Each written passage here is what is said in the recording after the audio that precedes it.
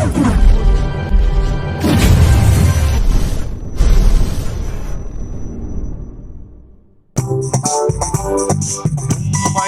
ஆராதிப்பேன், உம்மை ஆராதிப்பேன், உம்மை ஆராதிப்பேன், உம்மை ஆராதிப்பேன்.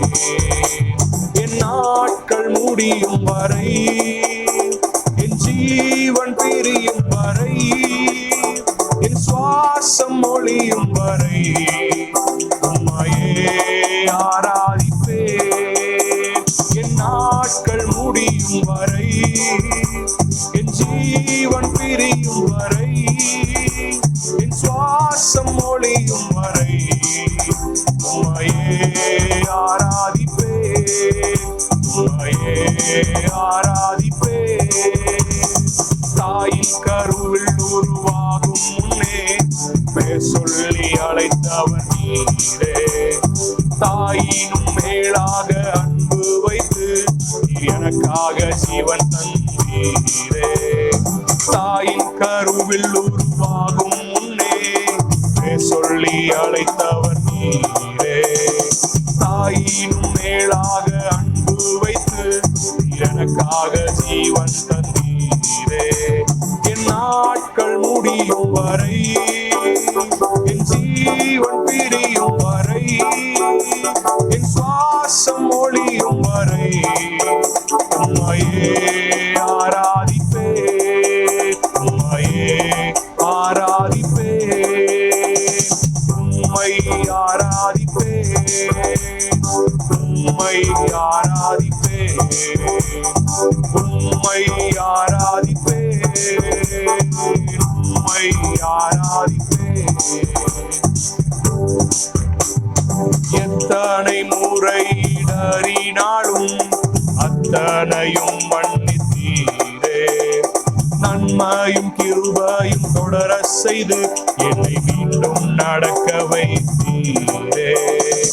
எத்தனை முறை இடறினாலும் அத்தனையும் மன்னித்தீரே. நன்மையும் கிருபையும் தொடர செய்து என்னை மீண்டும் நடக்க வைத்தீரே. என் நாட்கள் முடியும் வரை, என் ஜீவன் பிரியும் வரை, என் சுவாசம் ஒளியும் வரை உம்மையே ஆராதிப்பேன். என் நாட்கள் முடியும் வரை, என் ஜீவன் பிரியும் வரை, என் சுவாசம் ஒளியும் வரை உம்மையே ஆராதிப்பேன், உம்மையே ஆராதிப்பேன், உம்மையே ஆராதிப்பேன், உம்மையே ஆராதிப்பேன். இப்ப பார்த்தோம்னா வானத்திலிருந்து சில காரியங்கள் இறங்கி வந்தது. புரியுதுங்களா? அப்படி வானத்திலிருந்து இறங்கி வந்த ஒரு காரியங்களை ஒரு சில காரியங்களை மட்டும் நான் உங்களிடத்துல சொல்லுகிறேன். சில தேவையான காரியங்கள் வானத்திலிருந்து அக்கினி இறங்கிச்சு, அதெல்லாம் நான் சொல்லல. நபர்களாக இறங்கி வந்தவர்கள் யார் அப்படிங்கிற ஒரு காரியத்தை குறித்து இந்த இடத்துல சொல்ல போகிறேன். அப்ப வானத்திலிருந்து இறங்கி வந்த முதல் நபர் யார் அப்படின்னு சொல்லி பார்க்கும் பொழுது, ஆதியாகமம் புஸ்தகம் 3வது அதிகாரம் 8வது வசனத்தில் எடுத்து வாசிங்களேன்.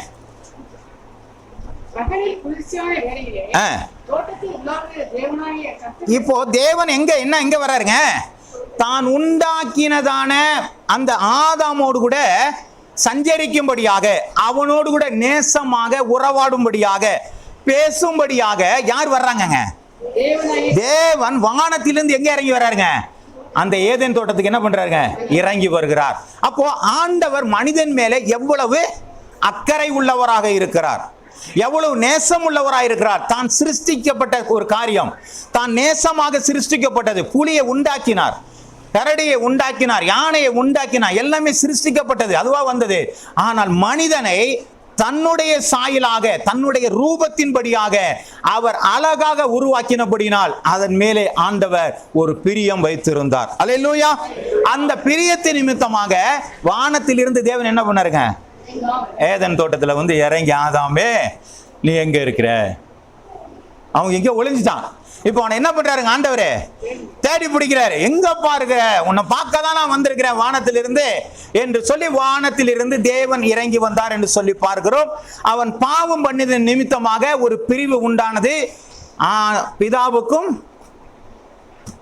மனிதருக்குள்ளும் ஒரு பிரிவினை உண்டாகி அவனை வெளியில கொண்டு போயாச்சு. இது ஒரு பக்கம் இருக்கட்டும். இரண்டாவது ஒரு நபர் வந்தார் வானத்தில் இருந்து. யாருங்க அவரே? அதை வாசிக்கலாமா? யோவான் எழுதின புத்தகம் 6வது அதிகாரம் 33 இருந்து எடுத்து வாசிங்கள். 6ஆம் அதிகாரம் 33 இருந்து. வானத்திலிருந்து இறங்கி உலகத்திற்கு ஜீவனை கொடுக்கிற வானத்திலிருந்து, கொஞ்சம் இரு தம்பி, வானத்திலிருந்து இறங்கி உலகத்தில் இருக்கிற மனுஷனுக்கு ஜீவனை கொடுப்பதற்கு வந்தான். ஏன் ஜீவன் வேணும்? அப்பெல்லாம் உயிரோடு இல்லையா? ஜனங்கள்லாம் செத்துட்டாங்களா? அப்ப என்னது ஜீவன்? அது வாசிங்க தொடர்ந்து. வானத்திலிருந்து இறங்கி உலகத்துக்கு ஜீவனை கொடுக்கிற அப்பமே, அப்பமே தேவன் அருளிய அப்பம் என்றார். அப்பொழுது அவர்கள் அவரை நோக்கி, ஆண்டவரே, ஆண்டவரே, இந்த அப்பத்தை எப்பொழுதும் எங்களுக்கு தர வேண்டும் என்றார்கள். இயேசு அவர்களை நோக்கி, ஜீவ அப்பம் நானே, ஜீவ அப்பம் நானே. என்னிடத்தில் வருகிறவன் ஒரு காலும் பசி அடையான். என்னிடத்தில் விசுவாசமாய் இருக்கிறவன் ஒரு நாளும் தாகமடையான். நீங்கள் என்னை கண்டிருந்தும் விசுவாசியாமல் இருக்கிறீர்கள் என்று உங்களுக்கு சொன்னேன். பிதாவானவர் எனக்கு கொடுக்கிற யாவும் என்னிடத்தில் வரும். என்னிடத்தில் வருகிறவனை நான் புறமே தள்ளுவதில்லை. என் சித்தத்தின்படி அல்ல, என்னை அனுப்பினவருடைய சித்தத்தின்படியே செய்யவே, பிதாவினுடைய சித்தத்தின்படி செய்யவே நான் வானத்திலிருந்து இறங்கி வந்தேன். இப்ப இயேசுநாதர் எதுக்குங்க இறங்கி வந்தாருங்க? பிதாவினுடைய சித்தத்துக்காக தான் இறங்கி வந்தார். முதல்ல தான் சிருஷ்டித்த சிருஷ்டிப்பை பார்ப்பதற்காகவும் பேசுவதற்காகவும் உறவாடுவதற்காகவும் பிதாவானவர் இறங்கி வந்தார். இனி அவரால் வர முடியல. ஏன் காரணம் என்ன சொன்னால், அவர் பரிசுத்தம் உள்ளவர். பரிசுத்தம் இல்லாத ஒரு மனிதனை என்ன செய்ய முடியாது? சந்திக்க முடியாது இல்லைங்களா? பரிசுத்தம் இல்லாமல் தேவனை தரிசிப்பது கூடாத காரியம். அப்ப அதனால என்ன செய்யல? ஆண்டவர் வரல. இப்ப என்ன செய்தா? தன்னுடைய குமாரனாக, தன்னுடைய சாயலின் இன்னொரு பிரதிபலிப்பாக, குமாரனாக இயேசுவாக இந்த உலகத்தில் என்ன செய்தாருங்க? வருகிறார். அவரும் எதுக்காக வருகிறார்? பிதாவினுடைய சித்தத்தை செய்வதற்காக வருகிறார். அப்ப பிதாவினுடைய சித்தம் என்பது ஏதோ ஒன்று இருக்கிறது. அப்ப இயேசு வந்தது எதுக்குங்க? நம்ம எல்லாம் கோயில் கட்டி திருவிழா கொண்டாடுறதுக்கா? எதுக்கு வந்தாரு? ஐயோ சிலுவையில் அரைஞ்சிட்டாங்களேங்கிறதுக்காக, இல்ல ஒரு மதத்தை பரப்புவதற்காக வந்தாரா? இயேசுநாதர் மதத்துக்காக வரல. நம்ம கோயில் கட்டி பண்டிகை கொண்டாடுறதுக்கும் என்ன செய்யக்கூடாதுங்க? திருவிழா கொண்டாடுறதுக்கும் வரல. அவர் பிதாவினுடைய சித்தத்தை செய்வதற்காக தான் வந்தார். இதை நம்ம புரிஞ்சிருக்கணும். இயேசு கிறிஸ்து எதுக்கு வந்தார் நமக்கு என்ன செஞ்சிருக்கணும்? தெரிஞ்சிருக்கணும். எல்லாருக்கும் ஒரு மதம் இருக்கு, நாங்களும் ஒரு மதத்தை வைத்திருக்கிறோம். இதுக்காகலாம் வரலங்க ஆண்டவர். அவருடைய சித்தத்தை செய்ய தான் வந்தார். அந்த சித்தம் என்ன? எல்லா ஜனங்களும் கெட்டு போகாம. வாசிக்கலாம் அந்த வசனத்தை. 1 தீமோத்தேயு எழுதின புத்தகம் 2ஆம் அதிகாரம் 4ஆம் வசனத்தை எடுத்து வாசிங்க. 1 தீமோத்தேயு 2:4. எல்லா ஜனங்களும் ரட்சிப்படையவும் தேவனை ரட்சிக்கப்படவும் சத்தியத்தை அறிகிற அறிவை அடையவும் அவர் சித்தமுள்ளவராய் இருக்கிறார். அப்ப எதுக்கு வராருங்க அவரு? எல்லா மனுஷனும் ரட்சிக்கப்படுவதற்கும் அறிவை அடைவதற்கும் தேவன் சித்தம் உள்ளாய் இருக்கு. அப்ப தேவனுடைய சித்தம் என்ன? நீங்க சத்தியத்தை, வசனத்தை அறியணும். வசனத்தை அறியணும் என்ன அர்த்தம்? கடவுளை நீங்கள் அறிந்து கொள்ள வேண்டும். நீங்க கடவுளை புரிஞ்சுக்கிறதற்காகவும் உங்களுடைய ரட்சிப்புக்காகவும், நீங்கள் பாவத்திலே விழுந்து விட்டீர்களே, இந்த பாவத்திலிருந்து விடுதலை அடைவதற்குமே தேவனுடைய சித்தமா இருக்கிறது. இப்ப இதுக்கு தாங்க அவர் வந்தாரு. ரைட்டுங்களா? அது இயேசு கிறிஸ்து வந்தவருடைய நோக்கம் என்னங்க? எல்லாருடைய பாவங்களை நீக்கி தேவனோட ஒப்புரவாக வந்தாரு. கடவுள் யார் என்பதை காட்டுவதற்காகவும் என்ன பண்ணாருங்க இயேசு கிறிஸ்து? இதுக்கு தான் இயேசு கிறிஸ்து வந்தார். ரைட்டுங்களா? ஓகே. அப்ப 3வது ஒரு நபர் வராரு. இவர் எதற்காக வர்றாரு? இயேசு கிறிஸ்து போயிட்டாரு. இப்போ இந்த ஜனங்கள் பாவத்திலிருந்து விலகிட்டாங்க, பாவத்திலிருந்து விடுதலை ஆயிட்டாங்க. இனி இவர்கள் பாவம் செய்யாதபடிக்கு எச்சரிப்புக்காக இன்னொரு தேவனாகிய பரிசுத்த ஆவியானவர் இந்த உலகத்தில் இறங்கி வந்தார். வாசிங்க இப்ப அப்போஸ்தலர் எழுதின புத்தகம் 2ஆவது அதிகாரம் 2 4 வசனங்கள் வரை.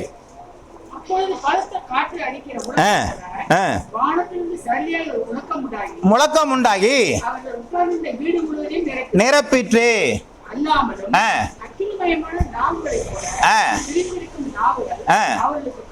காணப்பட்டு அவர்கள் ஒவ்வொருவர் மேலும் வந்து அமர்ந்த. இப்பதான் பரிசுத்த ஆவியானவர் வந்து இறங்கினாரு. இப்ப எதுக்காக இவர் இறங்கினாரு? அதை பின்னாடி வசனங்கள் நம்ம அதை வாசிக்கலாம். அப்ப பரிசுத்த ஆவியானவர் இந்த உலகத்திலே வரும்பொழுது ஏதோ ஒரு காரியத்தை நிறைவேற்றும்படியாகத்தான் இந்த உலகத்தில் என்ன செஞ்சாருங்க? வந்தார். அப்போ கடவுள் இந்த உலகத்திலே வந்ததற்கு ஒவ்வொன்றுக்கும் ஒவ்வொருடைய நோக்கம் உண்டாயிருக்கிறது. அப்ப பரிசுத்த ஆவியானவர் வந்ததற்கும் ஒரு நோக்கம் உண்டாயிருக்கிறது. இப்ப இதுக்கு மேலாக ஒருத்தன், எல்லாருக்கும் முன்னாடி ஒருத்தன் வந்துட்டாங்க. அது யார் தெரியுமா? ஏசாயா எழுதின புஸ்தகம் 14வது அதிகாரம் 12 இருந்து வாசியுங்கள்.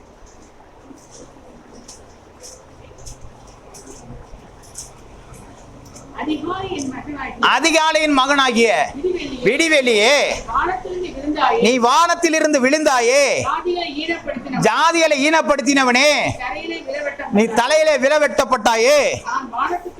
14ஆம் வசனத்தை வாசிங்க. உன்னை காண்கிறவர்களை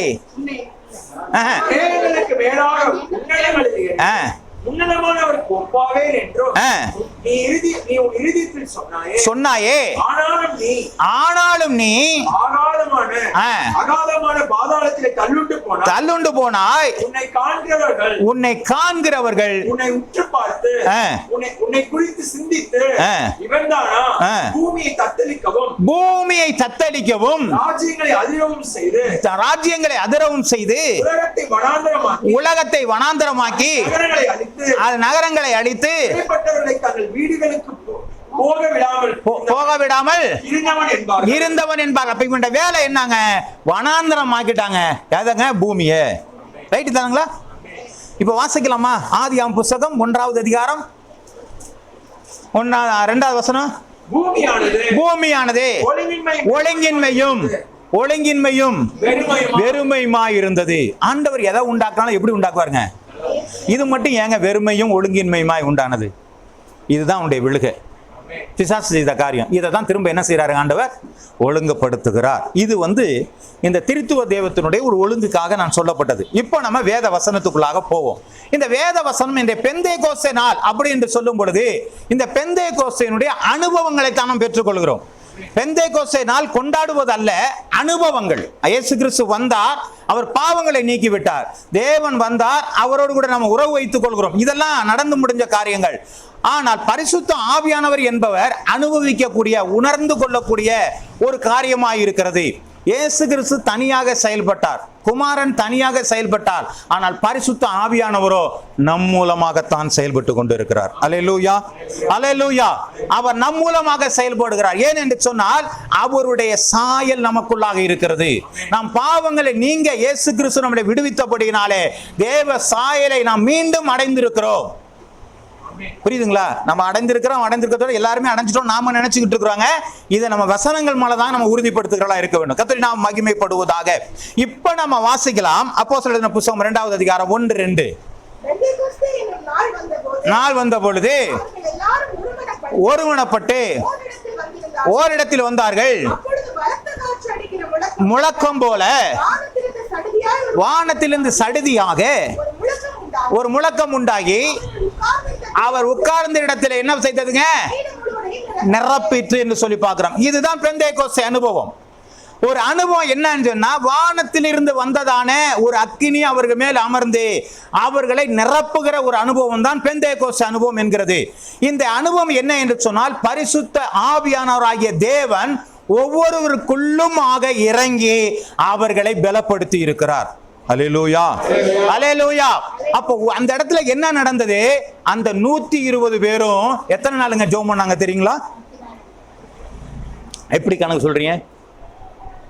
அதுக்கு விடை இல்லை. ஆண்டவர் அப்போஸ்தலர் எழுதின புத்தகத்தில் சொல்றாங்க, ஆண்டவர் உயிர்த்தெழுந்த பின்பதாக 40 நாள் அளவும் தன்னை உயிரோடு இருப்பதாக அவர் காண்பித்துக் கொண்டே இருக்கிறார். அப்போஸ்தலர் எழுதின புத்தகம் 1ஆம் அதிகாரத்தில் சொல்லப்பட்டிருக்கிறது.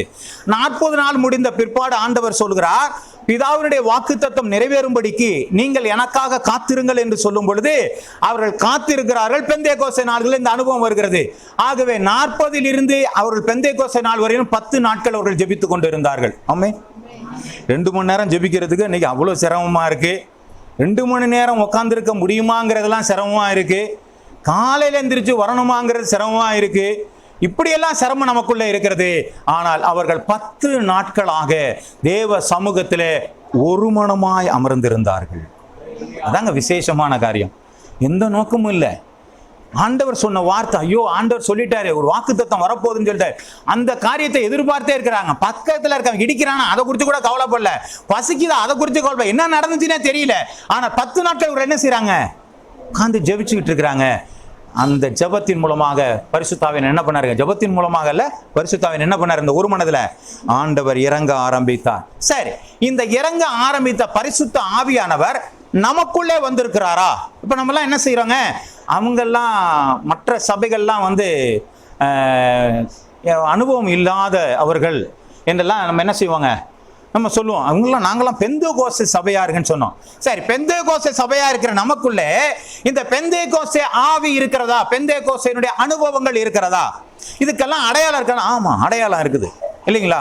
ஒருத்தனுடைய வளர்ச்சிக்கு அடையாளம் இருக்கிறது போல, அல்லது நம்முடைய மனிதனுடைய பொருளாதாரத்துல வளர்ச்சிக்கு அடையாளங்கள் இருக்கிறது போல, நம்முடைய பெந்தேகோஸ்தே அனுபவங்கள் அடையாளங்கள் இருக்கிறதானா? ஆமா, அடையாளங்கள்லாம் இருக்குது.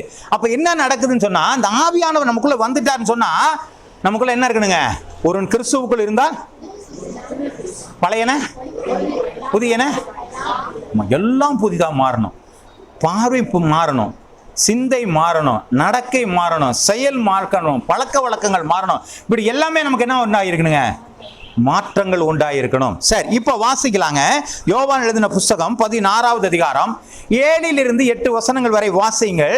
இந்த ஆவியானவர் வரும் பொழுது நமக்குள்ள என்ன சம்பவிக்கும் என்று ஒன்று சொல்லப்பட்டிருக்கிறது. இயேசு கிறிஸ்துவே இந்த வார்த்தையை சொல்லி இருக்கிறார். வாசிங்க. நான் உங்களை யார் சொல்றதுங்க? அது இயேசு தான் சொன்னார். வாசிங்க. நான் போகிறது உங்களுக்கு பிரயோஜனமா இருக்கும். இப்ப இயேசுநாதர் என்ன சொல்றாரு? எப்பா, நான் இருந்தவர்களும் போதுப்பா, நான் போறது உங்களுக்கு என்ன இருக்குங்க?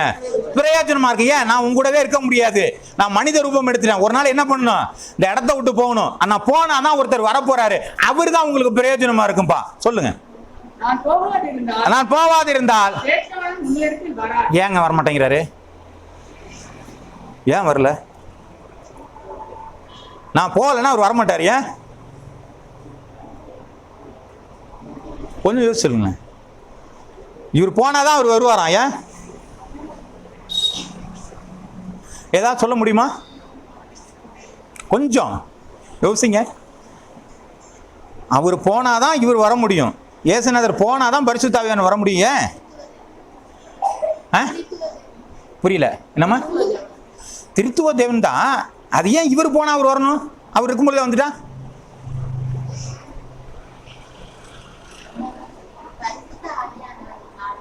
அங்கேயோ டக்குன்னு வேற எங்கேயே தாக்கிட்டீங்களே. இல்லை, முதல்ல எனக்குள்ள பரிசுத்தம் வந்தாதான் ஆவியான எனக்குள்ளேயே வர முடியும். இயேசு கிறிஸ்துவினுடைய இரத்தம் சகல பாவங்களை நீக்கி சுத்திகரிக்கும். அவர் மரித்து அடக்கம் பண்ணப்பட்டு உயிர் தெழுந்தால்தான் என்னுடைய பாவத்தினுடைய சம்பளமாகிய மரணத்திலிருந்து என்னை விடுதலை கொடுக்க முடியும். ஆமென். அவர் மரிக்காதபடிக்கு என்னுடைய பாவத்தில் என்ன செய்ய முடியாதுங்க?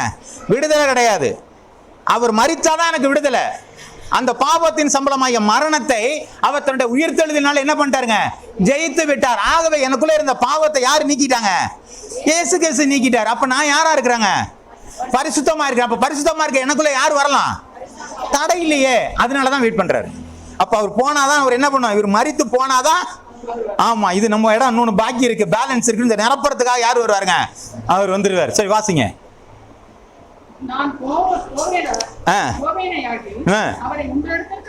அனுப்புவேன். வந்து பாவத்தை குறித்து. ஏன் திரும்ப பாவத்தை சொல்றாரு? ஏற்கனவே தான் பாவத்தை நம்மளை விடுதலை கொடுத்துறாரு. ஏன் பாவத்தை சொல்றாரு?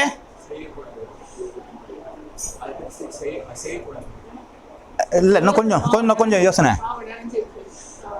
இன்னும் பிசாசு ஒன்னும் என்ன செய்யலங்க? ஆமா, ஏற்கனவே விழத்தெளிங்க எல்லாத்தையும் கெடுத்துட்டாங்க. இன்னமும் என்ன செய்யறாங்க? இந்த உலகத்துக்குள்ளதான் இருந்துகிட்டு இருக்கிறான். அவன் தலை மட்டும்தான் நசுக்கப்பட்டது. அவன் ஜீவன் உள்ளவனா தான் இருக்கிறான். ஆகவே நம்மளை பாவத்திற்குள்ள அவன் என்ன செஞ்சிட்டு இருக்கிறாங்க? நம்மளை நடத்தி விடுவான், நம்மளை இடரல் உண்டாக்கி விடுவான் என்பதற்காக ஆண்டவர் பரிசுத்த ஆவியை நமக்கு கொடுத்திருக்கிறாரு. இந்த ஆவியானவர் என்ன சொல்றாருங்க?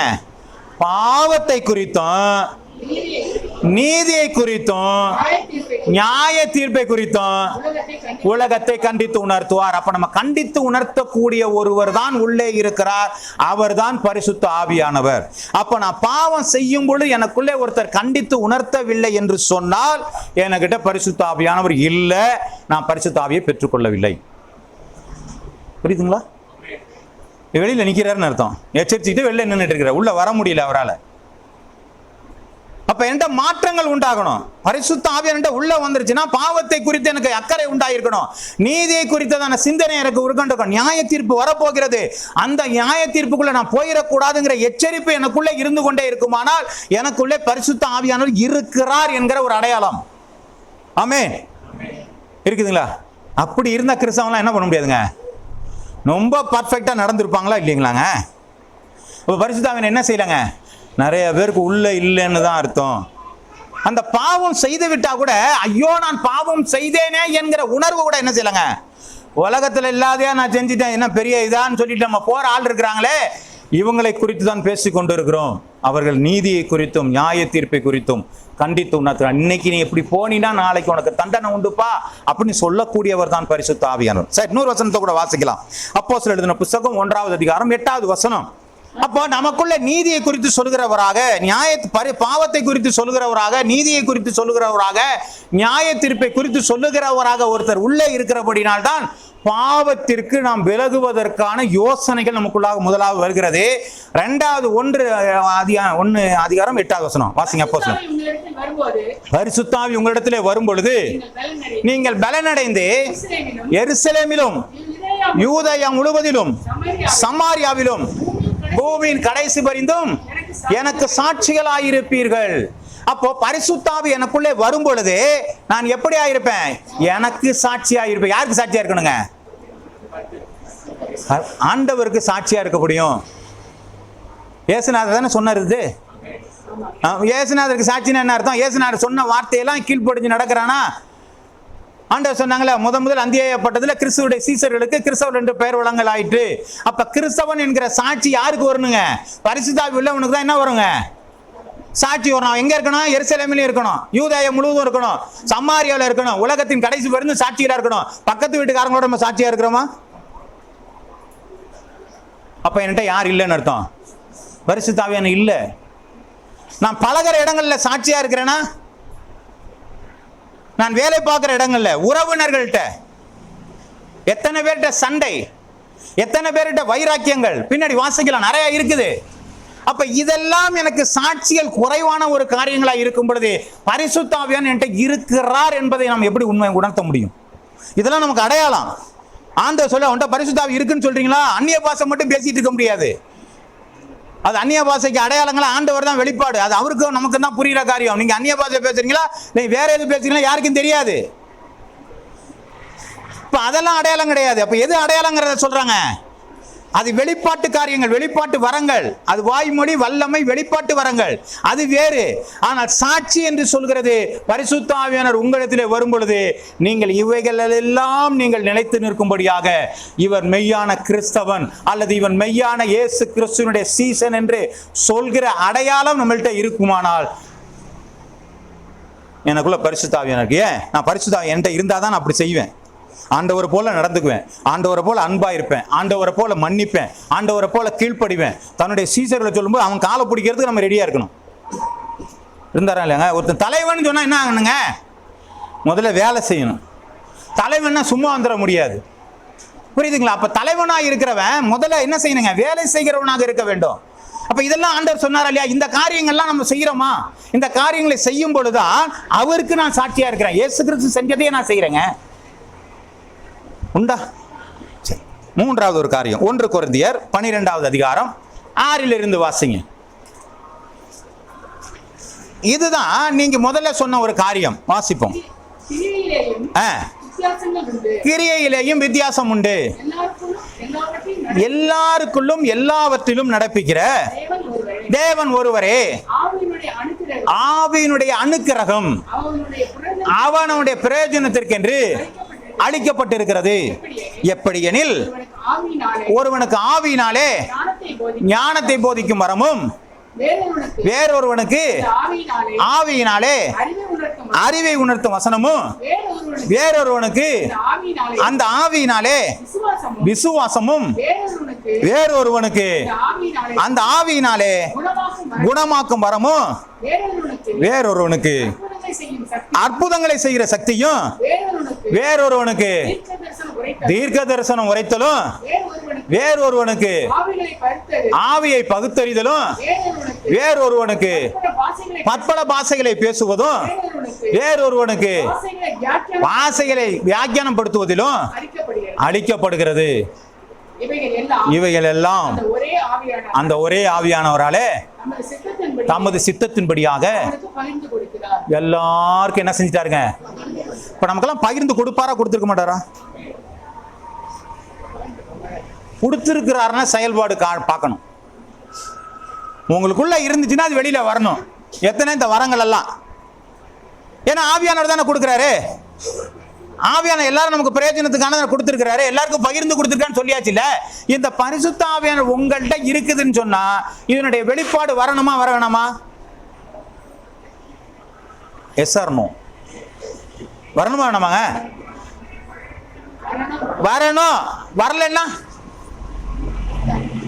பரிசுத்தாவே இல்லைன்னு பரிசுத்தாவே நம்ம என்ன பண்ணல, நம்ம பயன்படுத்தல அல்லது இல்லைங்கிற கூட நம்ம ஒத்துக்கொள்ளலாம். அப்ப ஆனா நம்ம எப்படி சொல்றோம் நான் கர்த்தருடைய பிள்ளைன்னு எப்படி சொல்ல முடியும்? இதானங்க நமக்கு அடையாளமே. பரிசுத்தாவியானதான் இப்ப எனக்கு அடையாளம். கிறிஸ்துவோட சீசரா இருக்கவன் கிறிஸ்துவோட சீசர் தெரிஞ்ச இவெல்லாம் யாரா இதெல்லாம் நம்ம இருப்பாங்கன்றாரு. இப்ப பரிசுத்தாவியானது இப்ப எல்லாம் நம்ம இல்லைன்னு சொன்னா உங்களுக்கு அடையாளத்தை கேட்கிறாரு. இப்ப எப்படி நம்ம அடையாளத்தை கொடுக்க முடியும்? இந்த அடையாளங்களை கொடுக்கும் பொழுதுதான் எனக்குள்ளே ஆவியானவர் இருக்கிறார் என்கிற அனுபவமே எனக்கு வரணும். பரிசுத்த ஆவியானவர்ங்கிறதுக்கு அந்நிய பாஷை பேசிட்டு போறதுக்கோ இல்ல அது ஒரு சாதாரண ஏதோ ஒரு வல்லமை என்று சொல்லிட்டு போறதுக்கோ இல்ல. அவர் மூன்றாவது திரித்துவத்தினுடைய தேவனாய் இருக்கிறவர். அந்த தேவன் நமக்குள்ளே இருக்கிறது வல்லமை வெளிப்பட்டு கொண்டிருக்கிறது. தேவன் வரும்பொழுது வல்லமை வெளிப்பட்டது, குமாரன் வந்த பொழுது வல்லமை வெளிப்பட்டது, பரிசுத்த ஆவியானவர் வரும்பொழுதும் வல்லமை வெளிப்பட்டு கொண்டிருக்கிறது. அது நம் மூலமாக வெளிப்பட்டு கொண்டிருக்கு. அங்கே தனியா அவங்க தான் செயல்பட்டாங்க, இங்கே நம் மூலமாக செயல்படுகிறார். நமக்குள்ளே அந்த வல்லமை எங்கே போனது? கொஞ்சம் யோசிக்கணுமா வேணாமாங்க? வாசிக்கலாங்க. கலாத்தியர் எழுதின புஸ்தகம் 5வது அதிகாரம் 22 - 23. வரங்கள் மாத்திரமல்ல, நம்முடைய அடையாளங்கள் மாத்திரமல்ல, வேற ஒன்றையும் சொல்லி இருக்கிறார். வாசிங்களேன். ஆவியின் கனியோ அன்பு, சந்தோஷம், சமாதானம், நீடிய பொறுமை, தயவு, நற்குணம், விசுவாசம், சாந்தம், இச்சையடக்கம், இப்படிப்பட்டவர்களுக்கு விரோதமான பிரமாணம் ஒன்றும் இல்லை. ஆவிக்குரிய கனிகள் கொடுக்கப்பட்டிருக்கிறது. ஒருவேளை நம்ம நினைக்கலாம் உங்களுக்கு அந்நிய பாஷை இல்லாமல் இருக்கலாம், அல்லது தீர்க்க தரிசன வரங்கள் இல்லாமல் இருக்கலாம், அல்லது அந்நிய பாஷைக்கு வியாக்கியானம் கொடுக்காத வரங்கள் உங்கள்கிட்ட இருக்கலாம். ஆனால் இந்த வரங்கள் இல்லை என்று சொன்னால் கூட உங்களால் வருத்தப்பட மாட்டார் ஆண்டவர். ஆனால் கனி கொடுக்காத அனுபவம் மட்டும் நம்மள்ட்ட இருக்க முடியாது. காரணம், ஆண்டவர் வேதத்திலே சொல்கிறார், நீங்க அதிக கனிகளை கொடுப்பதினாலே என் சீசர்களாக எண்ணப்படுவீர்கள். கனி கொடுக்காத மரமெல்லாம் வெட்டுண்டு அக்கினியிலே போடப்படும். ஆகவே வரத்தை குறித்து கூட நம்ம கவலை இல்லை. ஆனால் கனி கொடுக்கிற அனுபவமா இருக்கிறோமா? இதுதான் அடையாளம். அந்த அடையாளம் என்னங்க? கனிங்க. வாசிக்கலாமே. அன்பு, மட்டும் பொறுமையா வாசிப்போம். அன்பு, சந்தோஷம், சமாதானம். சமாதானம் நமக்கு சமாதானம் இல்ல, எல்லாரோடையும் சமாதானம். எத்தனை பேர் சொல்ல முடியும்? நீங்க யோசிச்சு பாருங்க. ஆண்டவரே, நான் இதுவரையிலும் நான் யார்கிட்ட சண்டை போட்டாலும் பரவாயில்ல, இப்போயிலிருந்து நான் யார்ட்டையும் நான் பேசாம இல்லை, நான் எல்லார்கிட்டையும் பேசுவேன். ஆண்டவரே, உங்க உள்ளத்தை தொட்டு சொல்லி பாருங்க. அப்புறம் எப்படிங்க இந்த ஆவியானவர் நமக்குள்ள கிரியை செய்ய முடியும்? நான் கையை வைத்து சொல்லுவேன், எனக்கு யாரும் விரோதி இல்லை, நான் எல்லாரோடையும் பேசுவேன். என்னை திட்டுனாலும் பேசுவேன், என்னை கோபப்பட்டாலும் நான் பேசுவேன், என்னை கடிஞ்சு கொண்டாலும் பேசுவேன், எனக்கு பிரச்சனையே இல்லை, நான் அவமானப்படுத்தினாலும் பேசுவேன், எனக்கு கவலையே கிடையாது. நான் ஆண்டவருக்கு நான் உண்மையா இருக்க விரும்புகிறேன். மாற வேண்டும். ஏன் இன்னும் வைராக்கியம்? வாசிங்க. அதே இருக்கு. அன்பு, சந்தோஷம், சமாதானம், நீடிய பொறுமை, தயவு, நற்குணம், விசுவாசம், சாந்தம், இச்சையடக்கம். ஆமா, இவ்வளவு காரியங்கள் இருக்கு. இத்தனை கனி நம்ம கொடுத்தா எப்படிங்க இருப்போம்? ஆண்டவர் மகிழ்ந்து போவார் இல்லையா? ஆனா அதுவும் ஒண்ணு உண்டு. கனி கொடுக்குற மரம் தான் கல்ல விடும்பாங்க. நம்ம கனி கொடுக்கறதுனால நமக்கு ஒரு டிஸ்டர்பன்ஸும் வரலன்னு அர்த்தம். நம்ம கனி கொடுத்தா நிச்சயமா என்ன பண்ணுவாங்க? நான் லஞ்சம் வாங்கலைன்னா என் ஆஃபீஸில் என்ன பண்ணுவாங்க? இந்த கிறுக்கு பையில மாற்றினா தாண்டா சரியாக வரும்பாங்க. இவனும் வாங்க மாட்டான், மற்றவங்க என்ன பண்ண மாட்டான்? வாங்க விட மாட்டான். அந்த டிஸ்டர்பன்ஸ் நமக்கு இருக்கணும். ஏன்னா ஆண்டவர் சொல்லியிருக்கிறார், என் நிமித்தம் துன்பப்படுகிறவர்கள். நம்ம இன்னும் பழைய ஏற்பாடு ஆசீர்வாதத்தை செஞ்சிருக்க முடியாது. புதிய ஏற்பாட்டில் நமக்கு சில ஆசீர்வாதங்கள் ஆண்டவர் என்ன செஞ்சிருக்காரு? வச்சிருக்கிறார். சோத்திரம். வாசிங்க இப்போ 2 கொரிந்தியர் 3வது அதிகாரம் 17-18. நம்ம ஏன் இப்படி எல்லாம் நம்ம செய்யணும் அப்படின்னு பார்த்தா, கர்த்தர் கர்த்தரே ஆவியானவர். இப்ப பாருங்க, கடவுள்னா யாருங்க? கர்த்தர்னா யாரு? கடவுள் தானே. கர்த்தரே இப்போ ஒத்துக்கிறீங்களா? ஆவியானவர் தான் கடவுள்னு. ஆமென், ஆமென், ஆமென். இப்ப கடவுள் தான் யாருங்க? ஆவியானவர் தான் கடவுள். கர்த்தருடைய ஆவி எங்கே உண்டு? உள்ளேயோ எங்கேயோ அங்க விடுதலை உண்டு. நாம் எல்லோரும் திறந்த முகமாய் கர்த்தருடைய மகிமையை கண்ணாடியிலே காண்கிறது போல கண்டு ஆவியாரே இருக்கிற கர்த்தராலே அந்த சாயலாகத்தானே மகிமை மேல் மகிமை அடைந்து மறுரூபப்படுகிறோம். அல்லேலூயா, அல்லேலூயா. ஆவி உங்கள்கிட்ட இருந்துச்சுன்னா சவுண்டு பலமா வருங்க. அல்லேலூயான்னு அர்த்தம் என்னங்க? கடவுளுக்கு சோத்திரம் உண்டாவதாக. நான் ஆண்டவருடைய ரூபமா மாறினேன்னு அல்லேலூயான்னா எப்படிங்க இருக்கும்? நமக்கு இன்னும் வரலன்னு அர்த்தம். அன்னைக்கு பேதுரு பயந்து ஓடின மனுஷன் எந்திரிச்சு நின்று பேசுறான், நான் கண்டவைகளையும் கேட்டவைகளும் சொல்ல இருக்க முடியுமோ? யாராஜாட்ட போய் பேசுறான். அந்த தைரியம் எப்படி வந்துச்சு? இன்னைக்கு நம்ம சர்ச்சுக்குள்ளேயே சொல்ல மாட்டேங்கிறோம், பக்கத்துல தெருவில் சொன்ன மாதிரி நம்ம என்ன பண்றோங்க? அல்லேலூயா. இதுக்கு பேர் அல்லேலூயா இல்லைங்க, இதுக்கு பேர் இது அமைதியா இருக்கலாம். அல்லேலூயா என்பது துதிக்கக்கூடிய ஒரு காரியங்கள். ஆமென் அதுவும் யாரும் சொல்ல மாட்டேங்கிறீங்க. ஆமென் என்னங்க? அப்படியே ஆக கடவுது, அதுவும் சொல்ல மாட்டேங்கிறோம். எதுக்குங்க இதெல்லாம் வச்சிருக்கிறாங்க ஆண்டவர்? அர்த்தம் தெரியாம கொஞ்சம் பேர் பாடிக்கிட்டே இருக்கிறாங்க, பாட்டெல்லாம் பாடுறாங்க இல்லைங்களா? ஆனால் நமக்கு தெரிஞ்சு பாடணும். அவருடைய சாயலாக நான் மறுரூபம் ஆயிட்டேங்க. அந்த கர்த்தர் பரிசுத்த ஆவியினால தான் நம்ம ஆண்டவருடைய சாயலாக மாறி இருக்கிறோம் அப்படின்னு வேதம் சொல்கிறது. இந்த அடையாளம் இருந்தாதான் உங்களுக்குள்ள இருக்கிறீங்க. இதுதான் நம்முடைய சாயல். நம்ம சும்மா இந்த பழைய ரூபத்திலே இருக்கிறோம்னு நினைச்சிட்டு இருக்காதீங்க. உங்களுக்குள்ளே ஒரு தேவ சாயல் இருந்துச்சுன்னா உங்களை நோக்கி சில பேர் வந்து உங்கள்கிட்ட கேட்பாங்க, பேசுவாங்க. சார் உங்களை பார்க்கும் பொழுது கொஞ்சம் பேசணும் போல இருக்கு, சகோதரர் உங்கள்கிட்ட பேசணும் போல இருக்குங்க, நீங்கள் ஒரு ஆலோசனை கொடுங்கன்னு கேட்கறதுக்கு அவங்களாவே வருவாங்க. ஏனென்று சொன்னால் நீங்கள் உலகத்திற்கு வெளிச்சமாக இருக்கிறீர்கள், எந்த மனுஷனையும் பிரகாசிக்கிற ஒளியே. சோத்திரம். அதெல்லாம் நிறைய வசனம் வாசிச்சிருக்கிறோம். ஆனால் நம்ம ஒளியாக இருக்கிறத நம்ம மறந்துட்டோம்னு நினைக்கிறேன். ஒரு நாளைக்கு லைட்டை போட்டு போய் பாருங்க, நம்ம வெளிச்சமாக இருக்கிறோமா இல்லையான்ட்டு. இங்கே பார்க்க வேண்டாம், போய் வெளியில் சொல்லி பாருங்க, நீங்கள் வெளிச்சமாக இருக்கிறீர்கள். சரி, ரைட். இதுதான் நமக்கு அடையாளம். இப்போ நமக்குள்ள இந்த அடையாளம் வந்தால் என்ன நடந்திருக்கும்? புரியுதுங்களா? இதெல்லாம் நமக்கு சிம்டம்ஸ் இல்லைங்களா? ஒருத்தருக்கு காய்ச்சல் வந்தால் வேற ஏதோ ஒன்று வரப்போகுதுன்னு அர்த்தம், சளி பிடிச்சுன்னா வேற ஏதோ ஒன்று வரப்போகுதுன்னு அர்த்தம். அதுமாரி சிம்டம்ஸ். இப்போ நான் சொன்னதெல்லாம் சிம்டம்ஸ், என்னென்ன வரப்போகுது, இதெல்லாம் வந்தால் நீங்கள்லாம் மாறிக்கிட்டே இருக்கிறீங்கன்னு அர்த்தம். சரி, மாற்றங்கள் வேணால் என்ன உண்டாகணும்? 2 தீமோத்தேயு எழுதின புத்தகம் 3வது அதிகாரம் 16-17 வசனம் வாசிங்க. வேத வாக்கியங்கள் எல்லாம் அருளப்பட்டிருக்கிறது, தேவனுடைய மனுஷன் தேறினவனாகவும் எந்த நற்கிரியும் செய்ய தகுதியுள்ளவனாகும்படிக்கு இருக்கும்படியாக அவைகள் உபதேசத்திற்கும் கடிந்து கொள்ளுதலுக்கும் சீர்திருத்தலுக்கும் நீடிய படிப்புதலுக்கும் பிரயோஜனம் உள்ளதா இருக்கிறது. அப்ப இந்த வேத வசனம் எதுக்கெல்லாம் பயன்படுதா? வாசிங்க இன்னொரு வாட்டி, அந்த முழுசா வாசிக்கணும், அந்த இடத்த மட்டும் வாசிங்க.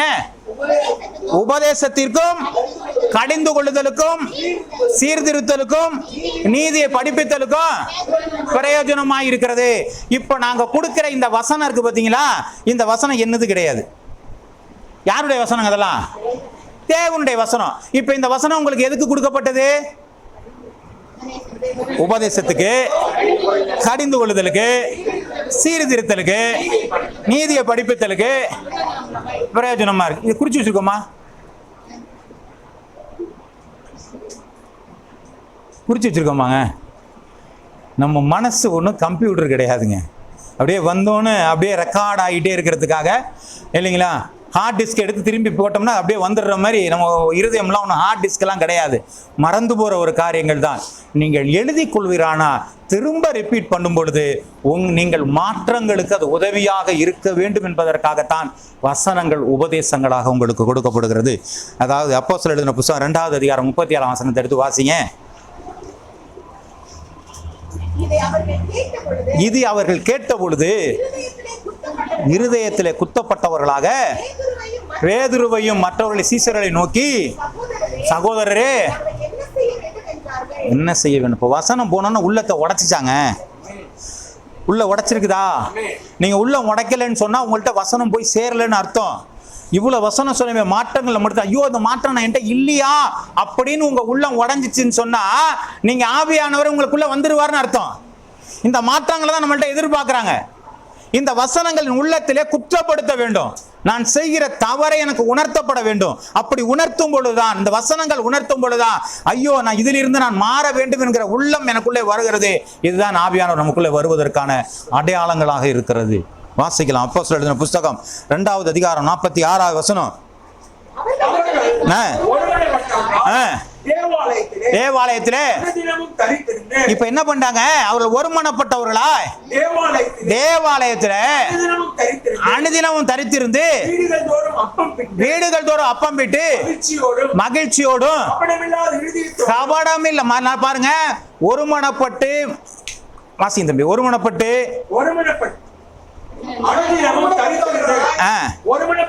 ஒருமனப்பட்டவர்களாய் தேவாலயத்தில் என்ன பண்ணிருந்தாங்க? எப்ப வந்திருந்தாங்களா? அப்ப ஏங்க அந்த சர்ச்சு எழுப்புதல் உண்டாயிருக்காது? அன்னைக்கு சபை கிடையாது, வீட்டுல கூட்டிட்டாங்க. 4 வீடு 5 வீடு சேர்ந்து அந்த இடத்துல கூட்டிட்டாங்க. அப்ப கூட்டிட்டு இருக்கும் பொழுது பெருக்க உண்டானது. ஏன்? அவர்கள் ஒரு மனட்டு ஒரே சிந்தனை. எப்பா இயேசுவை பத்தி சொல்லணுமேப்பா, அவனுக்கு தெரியுமா, இவனுக்கு தெரியுமா, இதைத்தான் பேசிக்கிட்டு இருக்கிறாங்க. அவர் ஒருமனப்பட்டவர்களாய், அந்த வசனத்தை வாசிங்க, அனுதினமும் தரித்திருந்து வீடுகள் தோறும். அப்ப சபை இல்ல, அதனால வீடுகள் தோறும் என்ன செஞ்சாங்க? அப்பம் பிட்டு மகிழ்ச்சியோடும் மகிழ்ச்சியோடு இருந்தாங்க. கபடற்ற இருதயத்தோடும் போஜனம் பண்ணி தேவனை துதித்து ஜனங்கள் எல்லாரிடத்திலும் என்ன பண்ணிருந்தாங்க? ஜனங்கள் எல்லாரிடத்திலும் என்ன பண்ணிருந்தாங்க அப்படின்னா என்ன அர்த்தங்க? ஜனங்கள் எல்லா இடத்துலையும் தயவு பெற்றிருந்தாலும் அர்த்தம் என்ன அர்த்தங்க?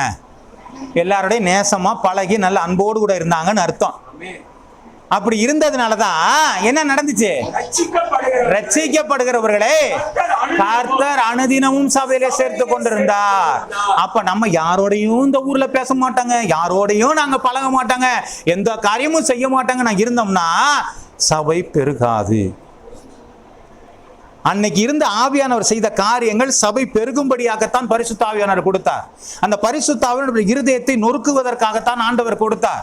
அவர் ஒருமனப்பட்டு ஜெபிக்கும் பொழுது எல்லாரிடத்திலும் தயவு பெற்றிருந்தார்கள். ஒரு வசனம் சொல்லி இருக்கிறோம் ஏற்கனவே, ரோமர் எழுதின புத்தகம் 14வது அதிகாரம் 17, 18, 17 வேணா 18 மட்டும் வாசிக்கும் பொழுது, இவைகளினாலே போதிக்கும் பொழுது மனுஷருடைய தேவனுக்கு பிரியனும் மனுஷரிடத்துல வாசிங்க, புசிப்பும் குடிப்பும் அல்ல சந்தோஷமாயிருக்கிறது. இவைகளினாலே கிறிஸ்துவுக்குள் ஊழியம் செய்கிறவன் தேவனுக்கு பிரியமோ மனுஷராலே அங்கீகரிக்கப்பட்டவனுமா இருக்கிறான். அப்ப பிரசங்கம் பண்ணும் பொழுது மனுஷரால அங்கீகரிக்கப்பட்ட பிரசங்கம் பண்ணணும்.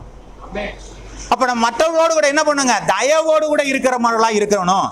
அப்படி இருந்தாதான் சபைக்குள்ள ஒருத்தர் வருவாங்க. நீங்க எங்கங்க போறீங்க? என்னங்க வாரம் வாரம் போயிடுறீங்களா? ஆமாங்க, கரெக்டா அந்த 8:30 மணியான அங்கதாங்க இருக்கிறீங்க. ஆமா, கரெக்டா 8:30 மணியான அங்கதான் இருக்கிறோம். இதுதாங்க அவங்கள்ட்ட தயவு, இதுதான் அவங்களோட அடையாளமே. இதுதான் தேவை நமக்கு. இந்த தேவைக்காக யார் தேவையா இருக்கார்? பரிசுத்த ஆவியானவர் நமக்கு தேவையா இருக்கிறார். அப்ப இந்த வசனம் எனக்குள்ள போகக்கூடாதுன்னு சொல்லிட்டு புடுங்கி எடுக்கிறதுக்காக பிசாசன் என்ன பண்றான்? இன்னைக்கும் பகை தேடி கொண்டு இருக்கிறவனா இருக்கிறான். வாசிக்கலாம். அப்போஸ்தலர் எழுதின புத்தகம் 16வது அதிகாரம் 4 - 5. அவர்கள் பட்டணங்கள் தோறும் போகையில்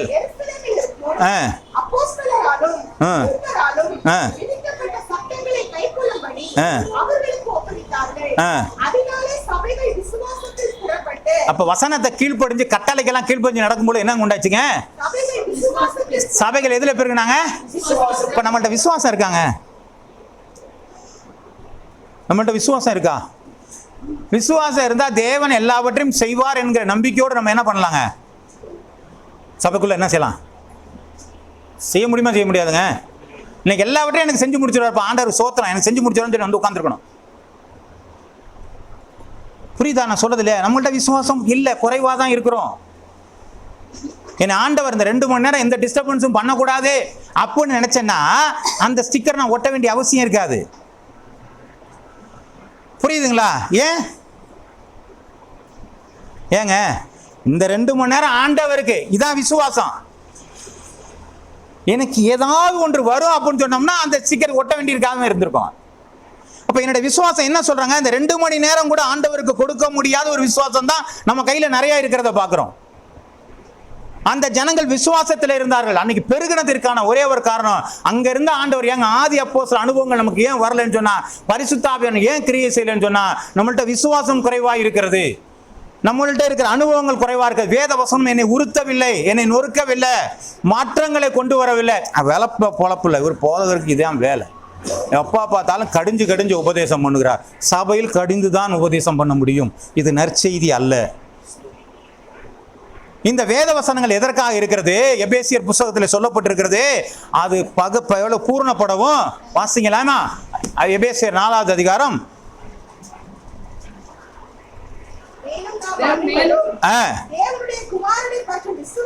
விசுவாசத்திலும் அறிவிலும் ஒருமனப்பட்டவர்களாய் கிறிஸ்துவின் நிறைவான வளர்ச்சிக்கு தக்கதாக பூரண புருஷராகும்படிக்கு பரிசுத்தவான்கள் சீர்பொருந்தும் போது சுவிசேஷ ஊழியத்தின் வேலைக்காக. அப்ப என்ன பண்ணணுங்க? பரிபூர்ண அடையணும், பூரண புருஷனாகணும், பக்தி விருத்தி உண்டாகணும். இதுக்கு தான் போதனை உண்டாகிறது. இந்த கடிந்து கொள்ளுதல் அப்படிங்கிறது உங்களுடைய விருத்தி உண்டாகிறது இல்லைங்களா? அப்ப நடத்த வேண்டிய வழியில நடத்தி தானே ஆகணும். அப்ப சொல்ல வேண்டிய வசனங்களை சொல்லித்தானே ஆகணும்.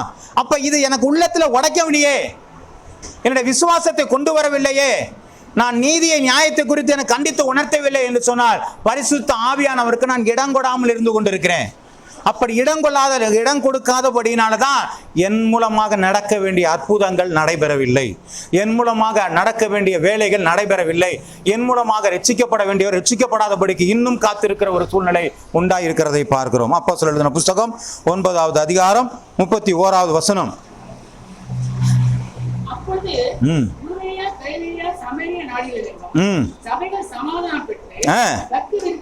பக்தி விருத்தி அடைந்து பாருங்க, பயத்தோடு இருக்குது சபை. எப்படி இருக்குங்க? ஒரு பயத்தோட இருக்குது. சபைக்குள்ள வரணுமே, ஐயோ ஆண்டவருடைய வாசல்ல அவருடைய துதியோடும் அவர் பிரகாரங்களில் புகழ்ச்சியோடு வர வேண்டும். இது தேவ சமூகமா இருக்குது. இந்த இடத்துல நான் எப்படி உட்கார்ந்து இருக்கிறேங்கிற ஒரு பய உணர்வு நமக்குள்ள என்ன செய்யணுங்க? இருக்கணுமா? நம்ம 2 பேர் 3 பேர் நாமத்தினால கூடி இருக்கும் பொழுது அங்க வாசமா இருக்கேன்னு சொல்றாரு. இப்ப இவ்வளவு பேர் இருக்கும்போது நமக்குள்ள வாசமா இருப்பாரா, இருக்க மாட்டாரா? அப்ப நமக்குள்ள ஒரு தேவன் ஒரு இருக்கிறார் என்கிற விசுவாசம் எனக்குள்ள இருந்தால் நான் எந்த நிலையிலே நான் வாழ்வேன்? சொல்றது புரியுதுங்களா? நம்ம வீட்டில் ஒரு மந்திரி வந்துட்டாருன்னு போதும், அவர் உட்கார சொன்னா கூட என்ன பண்ணுவாங்க? அந்த சோஃபாவில் ஒரு ஓரமாக தான் உட்காந்துருப்போம். அது நம்ம வீட்டு சோஃபா தான், நம்ம நல்லா உட்காரலாம். ஆனால் என்ன பண்ணுவாங்க? என்ன மரியாதை? ஓரத்தில் உட்காந்துக்கிறதா மரியாதை? ஏன்னா அவ்வளோ பயம், அவ்வளோ பயம். ஒரு மந்திரியை கண்டா அவ்வளோ பயம், பயப்படுறேன்னு. உலகத்தையே உண்டாக்கினேன் ஆண்டவர் இந்த இடத்துல வந்திருக்கிறாருங்க. அவருக்கு பயப்படாம நான் எப்படிங்க இருக்க முடியும்? அப்படி பயம் நம்மள்கிட்ட இல்லைன்னு சொன்னா, எனக்குள்ள ஆவியானவர் இல்லைங்க, எனக்குள்ள ஆவியானவர் இல்லை என்று சொன்னால், தேவன் இல்லை என்று சொன்னால், நான் உலக மனுஷனாகவே உலகத்தில் நான் ஜீவித்து கொண்டிருக்கிறேன். வாசிங்க, இப்போ மாறாததற்கான காரணம் என்ன? வாசிங்க, கலாத்தியர் எழுதின புஸ்தகம் 5வது அதிகாரம் 17 வாசிங்க. கலாத்தியர் 5:17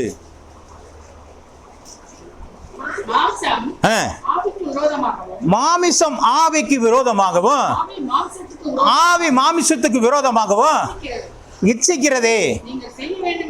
நீங்கள் செய்ய வேண்டி இருக்கிற காரியங்களை செய்யாதபடிக்கு இது ஒன்றுக்கொன்று விரோதமாக இருக்கிறது. பாருங்க, 8:30 மணிக்கு சர்வீஸ், ஒரு பக்கம் இழுக்குது, மாமிசம் இழுக்குது. போப்பா படுத்து தூங்குப்பா, இப்போ என்ன கிளம்புற, இன்னைக்கு ஒரு நாள் தான் ஞாயிற்றுக்கிழமை, இன்னைக்கு படுத்து தூங்கலைன்னா 11 மணிக்கெல்லாம் தூங்க முடியாது, 3 மணிக்கெல்லாம் தூங்க முடியாது. இப்போ காலம்பரை தூங்குறது ஒரு சொகுசு தானே இல்லைங்களா? நல்லா இழுத்து போட்டு தூங்குறது சந்தோஷமாக தான் இருக்கும். ஆனால் ஆண்டவருக்குன்னு தியாகம் பண்ணுறது அதை விட சந்தோஷமாக இருக்கும். ஆமென். அப்போ 8:30 மணிக்கு நான் வந்துடணும்னு பார்க்குறேன், வர முடியல, ஒரு பக்கம் இழுக்குது. ஐயோ ஆண்டவருக்குள்ளே எப்படியாவது போகணுமே, அது ஒரு பக்கம் இழுக்குது. மல்லு கட்டி தான் என்ன பண்ணுறாங்க, நம்ம வந்து கொண்டு இருக்கிறோம். இந்த போராட்டமான வாழ்க்கை தேவை. என் ஆண்டவருக்கு என் ஜீவம் போனாலும் நான் ஆண்டவருக்கு நான் அங்கே தான் நிற்பேங்கிற ஒரு காரியம் நமக்குள்ளே வருமானால் மாற்றங்கள் நமக்குள்ளே உண்டாகும். அப்போ தான் எதிர்த்து நிற்கிறவளா மாறுகிறோம். நீங்கள் கர்த்தருக்கு கீழ்ப்படுகிறானால் பிசாசானவனுக்கு ஏத்து நில்லுங்கள். 8 மணிக்கு எழும்பி 8:30 மணிக்கு நீங்க வந்து நின்றுட்டீங்கன்னா பிசாசானுக்கு ஏத்து நின்றுடுவீங்க, அவன் அப்பொழுது ஓடி போவான் என்று சொல்லப்படுகிறது. ஏன் என்று சொன்னால் நீங்கள் கர்த்தருக்கு கீழ்ப்படிந்து விட்டீர்கள். அல்லேலூயா. வாசிக்கலாம் 1 கொரிந்தியர் 13வது அதிகாரம் 1 வாசிங்க. நான் மனுஷர் பாஷையில் பேசினாலும் தூத பாஷையிலே பேசினாலும் அன்பு எனக்கு இராவிட்டால் வெண்கலம் போலவும் ஓசையிடுகிற கைத்தாளங்கள் போலவும் இருப்பேன்.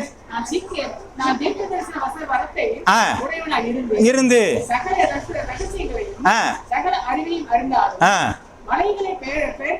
11வது வசனத்தை வாசிச்சிருக்கேன். குழந்தையா இருந்த பொழுது குழந்தையை போல பேசினேன், குழந்தையை போல சிந்தித்தேன், குழந்தையை போல யோசித்தேன். நான் புருஷனான பொழுதோ குழந்தையை ஏற்றவில்லை, நான் என்ன செஞ்சுட்டேன், ஒழித்து விட்டேன். அப்ப என்ன பண்ணுங்க, நாங்கெல்லாம் பெந்தேகோஸ்தே சபைக்கு போறோம், பெந்தேகோஸ்தே சபைக்கு போறோங்கிறது குழந்தைத்தனமான காரியம். ஆனால் பெந்தேகோஸ்தே அனுபவம் எனக்கு வந்தது புருஷனுக்கு உரிய காரியங்கள். அப்போ நான் அப்ப சொன்ன மாதிரி இன்னைக்கு சொல்லக்கூடாதுங்க. அப்போ நான் குழந்தையா இருக்கும்போது பெந்தேகோஸ்தே சபைக்குன்னு போனேன். ஆனா இப்ப நான் என்ன சொல்லுங்க, பெந்தேகோஸ்தே அனுபவம் எனக்குள்ளே வந்திருக்கிறது என்று சொல்கிறதான் புருஷத்துவமான காரியம். ஆமென். அப்படிதாங்க இருக்கணும் நம்ம வாழ்க்கை. நான் ஆவிக்குரிய சபைக்கு போறேன்ல, நான் ஆவிக்குரிய நடக்கையில நடக்கிறவன். இது அனுபவத்தினுடைய முதிர்வு. நீங்க அந்நிய பாஷை பேசுறேன், அன்பு இருக்காப்பா. நான் தீர்க்க தரிசனம் பேசுறேன், அன்பு இருக்காப்பா. நான் அந்நிய பாஷைக்கு வியாக்கியானம் கொடுக்குறேன், அன்பு இருக்காப்பா. நான் அற்புதம் செய்யறேன், அன்பு இருக்காப்பா. அப்ப ஆண்டவர் என்னென்ன கேட்டிருக்காரு பாருங்க. அவருதான் சொன்னாரு, வரம் கொடுக்குறேன், வல்லமை கொடுக்குறேன், அது கொடுக்குறேன், இது கொடுக்குறேன்னாரு. இப்ப கூட 13வது 12 கொடுத்தவரு 13வது கேட்கிறாரு, ஆண்டவரே நாம அற்புதம் இருக்குதா, அன்பு இருக்கா? அற்புதம் செய்யறாண்டவரே, அன்பு இருக்கா? அப்ப எல்லாத்தையும் என்ன கேட்கிறாரு, அன்பு இருக்கா? அன்பு சகலத்தையும் மூடும், சகலத்தையும் சகிக்கும். அங்க இருக்குது, அதுலதான் இருக்கு. 13 வாசிங்க. அன்பு ஒரு காலம் ஒழியாது. இல்ல அதுக்கு கீழே நீடிய சாந்தமும் உள்ளது. அன்புக்கு என்ன இல்லைங்க, பொறாமைப்படாது. அது அன்பு தன்னை புகழாது, அது இருமா பெரிய பெருமை எல்லாம் பாராட்டாது. அன்பு இருந்துச்சுன்னா அயோக்கியமானதை செய்யாது, தற்பொழிவை நாடாது, சினமடையாது, தீங்கு நினையாது, அநியாயத்தில் சந்தோஷப்படாது, சத்தியத்தில் சந்தோஷப்படும், சகலத்தையும் தாங்கும், சகலத்தையும் விசுவாசிக்கும், சகலத்தையும் நம்பும், சகலத்தையும் சகிக்கும். அன்பு ஒரு காலம் ஒழியாது, தீர்க்க தரிசனங்களாலும் ஒளிந்து போகும், அந்நிய பாஷைகளாலும் ஒளிந்து போகும், அறிவானாலும் ஒளிந்து போகும். அறிவு குறைவுள்ளது, குறைவுள்ளது, நிறைவானது வரும் பொழுது நிறைவானது எப்ப எது, அன்பு.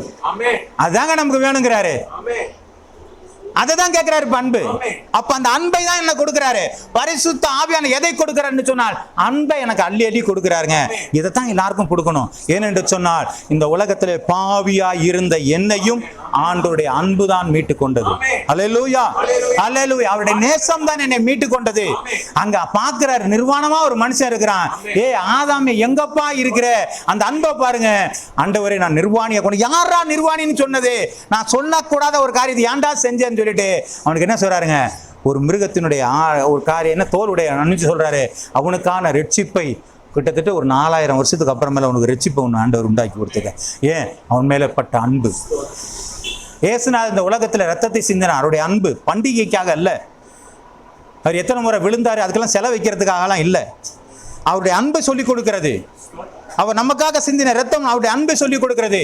நீ பாவத்தோடு கூட இருக்காதே, அதற்காகத்தான் நான் ரத்தத்தை செலுந்தேன், அதனாலதான் சிலுவை வரை நான் வந்திருக்கிறேன். உன்னை நாங்கள் நேசிக்கிறோம், ஏன்னா நீங்கள் என்னுடைய சாயலாய் உருவாக்கப்பட்ட. இதுதான் ஆண்டவர் எதிர்பார்த்திருக்காரு.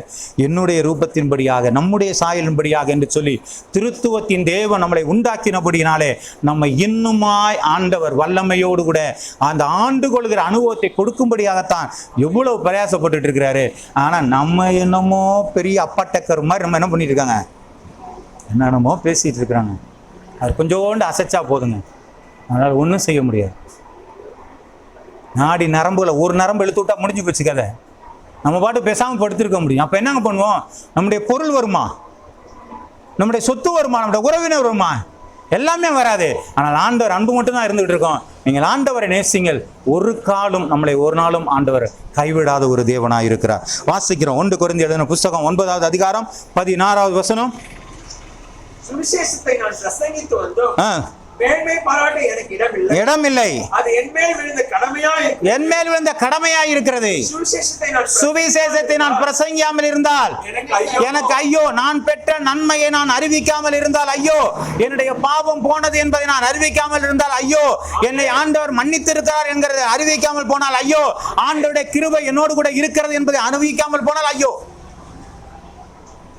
ஒன்றை நான் சேல சாரதாசில கொடுக்குறான்னு சொன்னா ஊரு பூரா சொல்லிட்டு இருக்கிறாங்க. சொல்றோமா இல்லையாங்க? டிவியில ஒரு விளம்பரம் வந்துருச்சு, இந்த இடத்துல இவ்வளவு காசு கொடுக்குறாங்கன்னு சொன்னா ஓடிக்கிட்டு இருக்கிறாங்க. நிறைய பேர்ட்ட சொல்றோம், இது உனக்கு தெரியுமா, ஒன்னு வாங்கினா ஒன்னு ஃப்ரீயா. இந்த இடத்துல பிளாட் விற்கிறாங்க, ரொம்ப மலிவான குறையில இருக்கிறாங்களா, 100 பேர்ட்ட சொல்லிடுறோமே, 10 காசு வாங்க மாட்டேங்கிறோம், அட்வர்டைஸ்மெண்ட் ஆயிடுறோம். ஆனால் என் தேவன் நமக்கு கொடுத்த நன்மைகளை நம்ம சொல்ல மாட்டேங்கிறாங்க. ஆண்டவர் நம்ம மேல வச்ச அன்பை சொல்ல மாட்டேங்கிறாங்க. ஆண்டவர் மேல வச்ச இரக்கத்தை சொல்ல மாட்டேங்கிறாங்க. ஆண்டவர் என் மேல் வச்ச நேசம், அவர் எனக்காக மரித்து இந்த இடத்துல உயிர்த்தார், இதை சொல்ல மாட்டேங்கிறாங்க. ஏன் எனக்கு ஐயோ, ஏங்க சொல்ல மாட்டேங்கிறான்? எல்லாருக்கும் தெரியும், எல்லாருக்கும் தெரியாதுங்க இந்த ரகசியம். நம்ம உங்களுக்கு எனக்கு மட்டும்தான் தெரியும். உங்களுக்கும் எனக்குள்ளே தான் ஆவியானவர் இருக்கிறார். அல்லேலூயா, அல்லேலூயா. ஆவியானவர் தான் இன்னைக்கு நிறைய பேர் பாவம் செஞ்சிருக்க மாட்டாங்க. ஆமென். இருங்கலூர்ல என்ன ஓடாதுங்க, டாஸ்மாக் ஓடாது. அந்த ஊர் பக்கம் வைக்காதப்பா, வேற ஊர் பக்கம் வச்சிருக்க. அந்த ஊர்ல இருக்க ஜனங்கள்லாம் என்ன பண்ண மாட்டாங்க, தண்ணி அடிக்காத ஜனங்கப்பா. நார்த் பகுதியில் ஒரு சந்தையை மாத்திட்டாங்க. ஒரு மிஷினரி அந்த இடத்துல போய் அந்த ஊர்ல ஞாயிற்றுக்கிழமை சந்தை தன்னுடைய சுவிசேஷத்தை அறிவித்து எல்லா ஜனங்களும் ரட்சிப்புக்குள்ளாக மாத்தினபடினாலே ஞாயிற்றுக்கிழமை எல்லாம் சபையில் இருக்கிறாங்க, சந்தை ஓட மாட்டேங்குது. எல்லாம் யோசிச்சாங்க, அவனெல்லாம் கொண்டு வர முடியாது, இனிமேல் நம்ம தான் மாத்தினா உண்டு, திங்கக்கிழமை சந்தையை வச்சுக்கலான்ட்டாங்க. அப்போ மாற்றம் வெளியில நடந்துச்சு. இன்னைக்கு நம்ம என்ன பண்றோம், ஐயோ இன்னைக்கு தான்ப்பா சந்தை, இன்னைக்கு போகலன்னா காயா கிடைக்கான்னு சொல்லிட்டு என்ன பண்ணிடுறோம், நம்ம முன்னாடியே ஓடி போயிடுறோம். இல்லைன்னா லேட்டானா வந்துடுறோம், ஏங்க காய்கறி வாங்கிட்டு வரணுங்க, இல்லைன்னா ஒரு வாரத்துக்கு காய்கறி கிடைக்காது, நீங்கள் ஞாயிற்றுக்கிழமை ஒரு நாளைக்கு தான் திறந்து வச்சிருப்பாங்க. மாற்றங்கள் எங்கே இருக்குது? அவங்கள்ட்ட ஆவியான ஒரு கிரியை செய்கிறார். இன்னைக்கு வட மாநிலங்களில் கொள்ளையாக இன்னைக்கு ஜனங்கள் சேர்த்துக் கொள்ளப்பட்டிருக்காங்க. இன்னைக்கு நம்ம சேர்த்துக்கொள்வதற்கு ரொம்ப சிரமமா இருக்கிறது, வர சொல்வதற்கே சிரமமா இருக்கிறது, பேசுவதற்கே சிரமமா இருக்கிறது. கர்த்தர் நாம் மகிமைப்படுவதாக. வாசிக்கலாம் மத்திய எழுதின புஸ்தகம் 6வது அதிகாரம் 24வது வசனம்.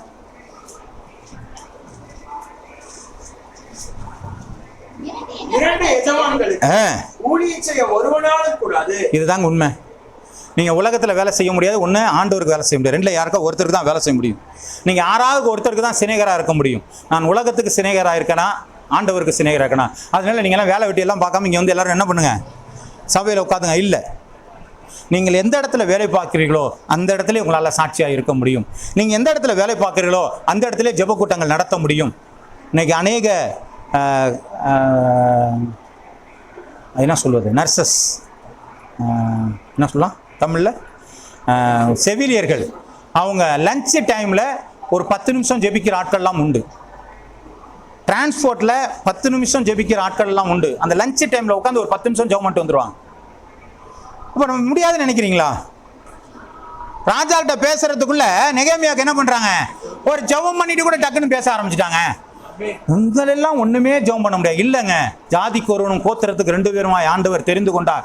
உங்களோடு கூட வேலை செய்கிற இடத்துல நீங்கள் தேடி பாருங்கள், உங்களுக்காக ஒரு சகோதரனை ஆண்டவர் ஆயத்தப்படுத்தி வைத்திருப்பார், ஒரு சகோதரியை ஆயத்தப்படுத்தி வைப்பார். நீங்க 2 பேரும் ஜெபம் பண்ணுங்க, உங்க ஸ்தலத்திலே அநேகர் ரட்சிக்கப்பட முடியும். நம்ம தேடலை.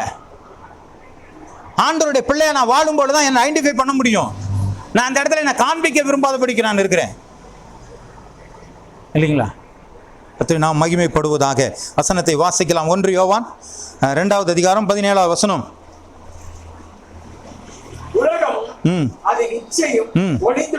உலகமும் நிச்சயம் உலகம் எல்லாம் ஒளிஞ்சுதாங்க போகுது. தேவனுடைய சித்தத்தின்படி செய்கிறவனோ என்றென்றைக்கும் நிலைத்திருப்பான். இதுதாங்க நம்முடைய வாழ்க்கை. நீங்க தேவ சித்தத்தை இருந்தீங்கன்னா என்னன்னைக்கு நினைச்சிருக்கோம், உங்களை யாரும் அசைக்க முடியாது. அதான் தாவீது சொல்றான், கர்த்தர் என் வலது பார்சத்தில் வீட்டிருக்கிற அப்படின்னா நான் அசைக்கப்படுவதில்லை. சும்மாலாம் நம்ம சொல்ல முடியாது. என் ஆண்டார் என்னோட கூட இருக்கார்ப்பா, ஒன்னால அசைச்சு பாரு முடியாது. ஏன்? ஆண்டவர் அந்த இடத்துல சிரமமாக இருக்கிறார். அவர் என் கோட்டை, என் துருகம், என் பேலன். அவர் சொன்னார், சிலர் குதிரைகளை குறித்தும் ரதங்களை குறித்தும் மேன்மைப்பாடுகள், நாங்களோ குறித்து நாங்கள் மேன்மைப்படுகிறோம். அவர்கள் முறிந்து விழுந்தார்கள். என்ன பிரதர் சொல்லுங்க பிரதர்? சொல்லுங்க. நாங்கள் முறிந்து என்ன வசனத்தை மறந்துட்டீங்களா? 20வது அதிகாரம் வாசிக்கலாம். சங்கீதம் 20 போங்க. அது கரெக்டா வாசிச்சாதான் உங்களுக்கு புரியும். சில ரதங்களை குறித்தும் மேன்மை பாராட்டுகிறார்கள். நான் அவர்களோ அவரை மட்டும்தான் நாங்க மேன்மைப்படுத்துறோம். அவர்கள் முறிந்து விழுந்தார்கள், நாங்கள் எழுந்து நிமிர்ந்து நிற்கிறோம். ஆண்டவர் என்னோட கூட தான் நான் நிமிர்ந்து நிற்கிறோன்னா இருப்பேன். வேற எதுலையுமே நான் நிமிர்ந்து நிற்க முடியாது. ஏன்னா என்கிட்ட பாவம் இல்லை இல்லையா? என்கிட்ட துரோகம் இல்லை, புரியுதுங்களா? அப்போ நான் நிமிர்ந்து தான் நிற்க முடியும். என்கிட்ட குற்றம் இல்லை, பாவம் இல்லை, நான் நிமிர்ந்து நிற்கிறேன். அவங்க முறிஞ்சு விழுந்துட்டாங்க, குடிய போய் நிற்கிறாங்க. நான் அப்படி இல்லை. சரி, வாசிக்கலாம். கடைசியாக எபிரேயர் எழுதின புஸ்தகம் 2வது அதிகாரம் 4வது வசனம். எபிரேயர் 2:4. அடையாளங்களினாலும் அற்புதங்களினாலும் பலத்த செய்கைகளினாலும் தமக்கு சித்தத்தின்படி பகிர்ந்து கொடுத்த பரிசுத்த ஆவியினுடைய வரங்களினாலும் தேவன் தாமே சாட்சி கொடுத்ததுமான இவ்வளவு பெரிதான ரட்சிப்பை குறித்து நாம் கவலையற்றிருப்போமானால். புரியுதா? இது நான் சொல்லல, இது என்னுடைய வார்த்தை கிடையாது. நான் பேசுனது பூரா பைபிள்ல வசனம் தான். இந்த வசனம் மாறாது. எழுத்தாகிலும் எழுத்தினுடைய உறுப்பாகிலும் மாறுவதில்லை, நிறைவேறக்கூடியது. மீண்டும் ஒரு வாட்டி வாசிச்சு பாருங்களேன், இது புரிஞ்சுக்கலாம். அடையாளங்களினாலும் அற்புதங்களினாலும் பலவிதமான பலத்த செய்கையினாலும் தமது சித்தத்தின்படி பகிர்ந்து கொடுத்த பரிசுத்த ஆவியினுடைய வரங்களினாலும் தேவன் தாமே சாட்சி கொடுத்ததுமான இவ்வளவு பெரிதான ரட்சிப்பை குறித்து நான் கவலையற்றிருப்போமானால் தண்டனைக்கு எப்படி தப்பு வைத்துக் கொள்வோம்? பாருங்க, இப்ப இந்த ரட்சிப்பை பத்தி நம்ம ஏன் கவலைப்பட்டு இருப்போம்? இந்த ரட்சிப்புக்குள்ள உனக்கு வந்தா என்ன செய்வாங்க? ஆண்டவர் சித்தம் என்னங்க?